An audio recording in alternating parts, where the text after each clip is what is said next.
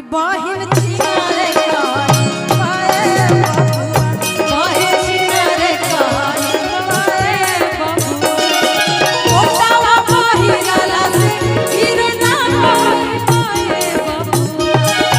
Ottawa पहिरला से hero ना होई पाए बबुआ हाय हाय बबुआ हमें हर मौके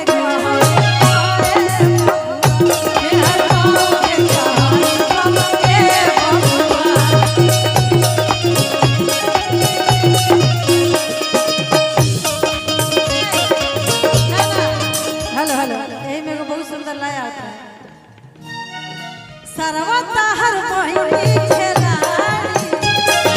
सरवता हर मोहिनी खेलाड़ी राम रुकेली मोटर गाड़ी हाय राम रुकेली मोटर गाड़ी ले जाली घर के पिछाड़ी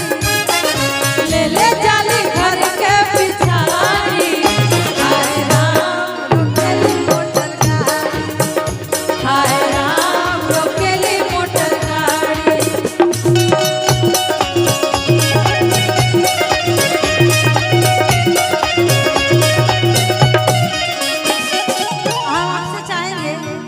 आपसे क्या आप थोड़ा नाम पता कर लीजिएगा ताकि हमारा गाड़ी गाँव में ना तो हम फलाना चिलाना थोड़ी रह के गीत गाएंगे। मंगल गीत की जब आदेश आएगा तो मंगल गीत बिना नाम के थोड़ी गाओगे। कहिया के चल तू हवाए कौन साले कहिया के चल तू हवाए कि तहरा घरवा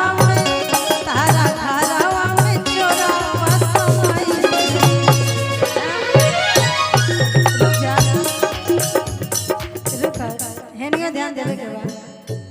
कि तहरा घरवा में छोरा वसमइले सार के नाम लिखे सार के नाम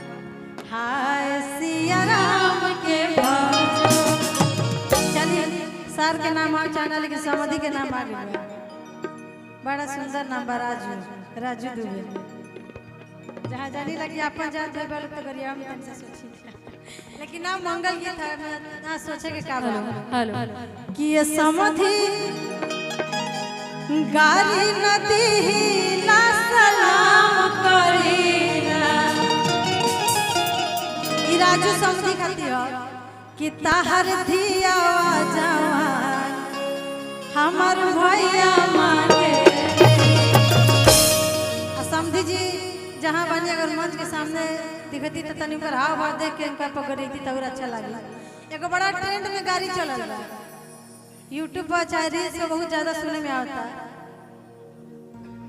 कुर्सी मंगवानी आप लोग साथ सुन लो कर जा कि कुर्सी मंगवानी तहरा गाड़िया के नाप के बैठ जा कुर्सी मंगवानी तहरा गाड़िया के नाप के बैठ जा ना लगल तार बाप के बैठ जा ना लगल तार बाप के बैठ जा कुर्सी मंगवानी तहरा गाड़िया के नाप के बैठ जा कुर्सी मंगवानी तहरा गाड़िया के नाप के बैठ जा ना लगल तार बाप के बैठ जा ना लगल तार बाप के बैठ जा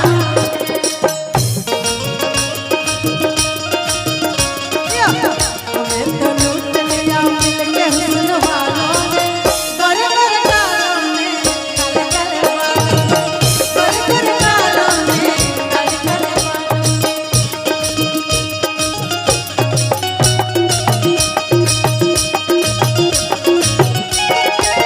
स्टेप तो डांस तो बड़ा बढ़िया बा आगे